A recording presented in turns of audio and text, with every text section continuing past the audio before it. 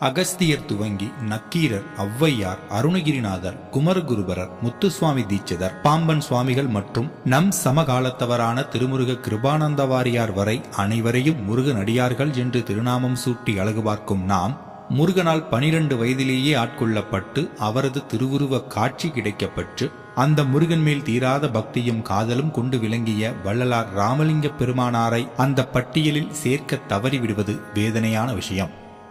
காரணம், பொதுவான ஆன்மீகவாதிகள் பின்பற்றக்கூடிய சடங்கு சம்பிரதாயங்கள், உருவ வழிபாடு போன்றவற்றில் வள்ளலார் பெருமான் ஆர்வம் காட்டவில்லை. இதனை தவறாக புரிந்து கொள்ளும் சிலர் வள்ளலார் பெருமான் ஏதோ கடவுள் நம்பிக்கையற்றவர் என்று கூறுவது அறமற்ற செயல். வள்ளலார் இயற்றிய நூல்களான மனுமுறை கண்ட வாசகம், ஜீவகாருண்ய ஒழுக்கம், ஒளிவில் ஒடுக்கம், தொண்டை மண்டல சதகம், சின்மய தீபிகை மற்றும் 6 திருமுறைகளாக கூறப்படும் திரு அருட்பா போன்ற அனைத்துமே பக்தியில் ஊறிய ஒரு ஒப்பற்ற ஆத்மாவால் மட்டுமே உருவாக்குவது சாத்தியம். அப்படிப்பட்ட ஒரு பக்திமான் தான் வள்ளலார் பெருமான். மேலும் கந்தர் சரணப்பத்தில் 41 பாடல்கள், திருத்தணிகை பதிகத்தில் 31 பாடல்கள், தரிசன வேட்கையில் 9 பாடல்கள், சண்முகர் கும்மியில் 14 பாடல்கள், சண்முகர் வருகையில் 11 என முருகனுக்கு மட்டும் 100க்கும் மேற்பட்ட தனி பாடல்கள் பாடியுள்ளார். இதனால் தான் வள்ளலார் பெருமான் மிகச்சிறந்த முருகனடியார் என்று குறிப்பிட விரும்புகிறோம். வள்ளலார் பெருமான் முருகனை எப்படியெல்லாம் கொண்டாடியுள்ளார் என்பதை பற்றி இந்த பதிவில் பார்க்கலாம்.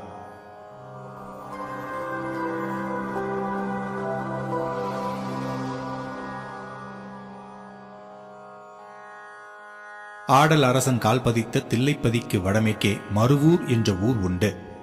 இவ்வூரில் சுபானு ஆண்டு புரட்டாசி திங்கள் 21ஆம் நாள் 5/10/1823 ஞாயிற்றுக்கிழமையன்று ராமையா பிள்ளைக்கும் சின்னம்மாளுக்கும் பிறந்த பிள்ளையே நம் அருட்பெருஞ்சோதி ராமலிங்க வள்ளலார். பள்ளிப்படிப்பில் ராமலிங்க பிள்ளையின் மனம் செல்லவில்லை. ஓதாது உணர்ந்த பெரியோர்கள் ஒரு எல்லைக்குட்பட்ட கல்லூரி வீதியில் கட்டுண்டிருப்பாரோ. இளமையில் ராமலிங்கர் தன் அண்ணன் சபாபதி பிள்ளையோடு தங்கியிருந்தார். அண்ணன் வாழ்ந்தது தருமிகு சென்னையாகும். அவர் குடியிருந்த சென்னை 7 கிணறு வட்டத்து வீரசாமி பிள்ளை தெரு 39ஆம் எண் இல்லத்து மாடியில் அன்னியாரின் தூண்டுதலால் தாமே கல்வி பயிலத் தொடங்கினார். ராமலிங்கர் சத்குரு சாமிநாதன் என்றும், தகப்பன் சுவாமி என்றும், குருநாதன் என்றும், குருசாமி என்று கூறப்பட்ட கடவுள் முருகப்பெருமானே ஆவார். யாவற்றுக்கும் முழுமுதலாய் விளங்கும் பிரணவ பொருளினை தந்தைக்கே உபதேசித்த பெருமானல்லவா அவர். திரு அருட்பா பெருநூலில் நம் ராமலிங்கர் முருகப்பெருமானை கண்ணாடியில் கண்டு அவர் அருளால் ஓதாதுணர்ந்தார் என்று குறிப்பிடப்படுகின்றது.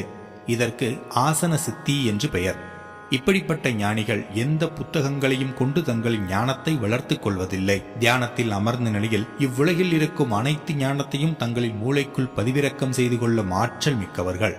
அப்படிப்பட்டவர்தான் நம் வள்ளலார் பெருமான். இதற்கு காரணம் முருக கடவுள்தான். அன்றைய தினம் நம் பிள்ளை பெருமானார் தெய்வ ஆராதனைக்கு வேண்டிய அனைத்தையும் சேகரித்துக் கொண்டு அவ்வறையிலே திருவிளக்கு ஏற்றி ஒரு கண்ணாடியை சுவற்றில் மாட்டி அக்கண்ணாடிக்கு மாலை சூட்டி பழம் படைத்து கற்பூரம் காட்டி கண் இமைகொட்டாது அதனையே உற்று நோக்கினார்.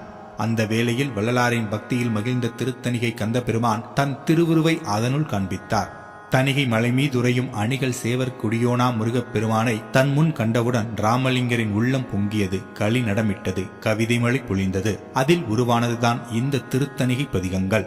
சீர்கொண்ட தெய்வ வதனங்கள் 6ம், திகழ் கடம்பன் தார்கொண்ட 12 தோள்களும், தாமரை தாள்களும், ஓர் கூர்கொண்ட வேலும் மயிலும், நட்கோழி கொடியும், மறுக்காட்கண்ட வன்மை தணிகாசம் என் முன் கண்ணுற்றதே என்று உருகினார்.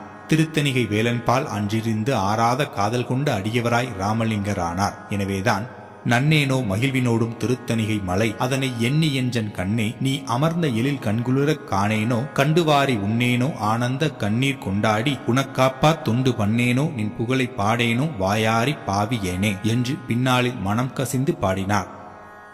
இளம் வயதிலேயே முருகப்பெருமான் தன்னை ஆட்கொண்ட அன்பின் பெருக்கினை ராமலிங்கனாரின் பின்வரும் திருவாக்கு கொண்டு தெளியலாம். அறியாத பருவத்தே என்னை வழிந்தழைத்தே ஆடல் செய்யும் திருவடிக்கே பாடல் செய்ய பணித்தார். வெப்பமாலை சிறுவரோடு விளையாடித் திரியும் மிகச்சிறிய பருவத்தே வியந்தினை நமது பொம்மான் என்றடி குறித்து படுத்தும் பாடுவகை புரிந்த பெருமானே நான் செய்த பெருந்தது மெய்ப்பயனே என்றும், மற்றொரு பாடலில் ஏதும் ஒன்றறியா பேதையாம் பருவத்து என்னை ஆட்கொண்டனை உவந்தே ஓதும் இன் மொழியால் பாடவே பணித்து ஒருவனே என்னுயிர் துணைவா என்று பாடியுள்ளமையும் கொண்டு அறியலாம். தனி தலைமை கடவுளே என் சிறு வயதில் எனக்கு கல்வி ஞானம் கொடுத்து ஆசிரியர் இல்லாமலேயே கல்வி பயிற்சியை எனக்கு பயிற்றுவித்தருளினீர் என்றதன் மூலம் ராமலிங்கனார் முருகன் அருளால் ஓதாதுணர்ந்தவர் என்பதை புரிந்து கொள்ளலாம். மாமையில் ஏறி வருவாண்டி அன்பர் வாழ்த்த வரங்கள் தருவாண்டி தீமையில்லாத புகழாண்டி அவன் சீர்த்தியை பாடி அடியுங்கடி. மேலும் அவர் பன்னிரு தோள்கள் உடையாண்டி கொடும் பாவிகள் தம்மை அடையாண்டி எண்ணிரு கண்கள் அணையாண்டி அவன் ஏற்றத்தை பாடி அடியுங்கடி என்றும் சைவந்தழைக்க தழைத்தாண்டி ஞான சம்பந்த பேர் கொண்டழைத்தாண்டி ஒய்வந்த உள்ளத்தில் போகாண்டி அந்த புண்ணியன் பொன்னடி போற்றுங்கடி.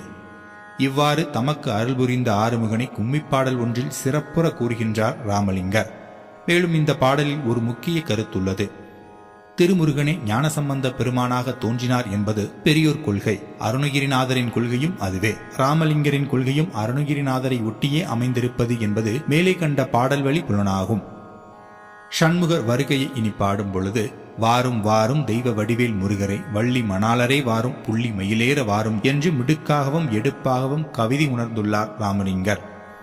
திருத்தணிகை பெருமானை நாள்தோறும் பரவி வழிபட்டு வந்தவர் ராமலிங்கர். எனவேதான் தணிகிநாதரின் தண்டை சிலம்படி காண தவம் கிடைந்துள்ளார். அதனை பன்னேறு மொழியடியர் பரவி வாழ்த்தும் பாதமலர் அழகினை இப்பாவி பார்க்கில் கண்ணேறு படுமென்றே கனவிலேனும் காற்றென்றால் காட்டுகிலாய் கருணைகிதே என்று நெக்குருக பாடி தணிகை பெருமானிடத்து தான் கொண்ட தனியாத காதலை தடைபடாத அமைந்த பின்வரும் பாடலில் எடுத்துரைத்துள்ளார். செய்கொள் தணிகை நாடேனோ செவ்வேல் புகழை பாடேனோ கைகள் கூப்பி ஆடேனோ கருணை கடலில் நீடேனோ மெய்கொள் உலகம் மூடேனோ மெய் என்பர்கள் பால் கூடேனோ பொய்கொள் உலகோடு ஊடேனோ புவிமீ திருகால் மாடேனோ. ராமலிங்க வள்ளல் கண்ட கருணை வள்ளலாம் கந்த பெருமானின் கண்ணாடி தரிசனம் அவரை 1000 ஆண்டுகள் கடந்தும் பேச வைக்கும் என்றால் மிகையில்லை. நன்றி.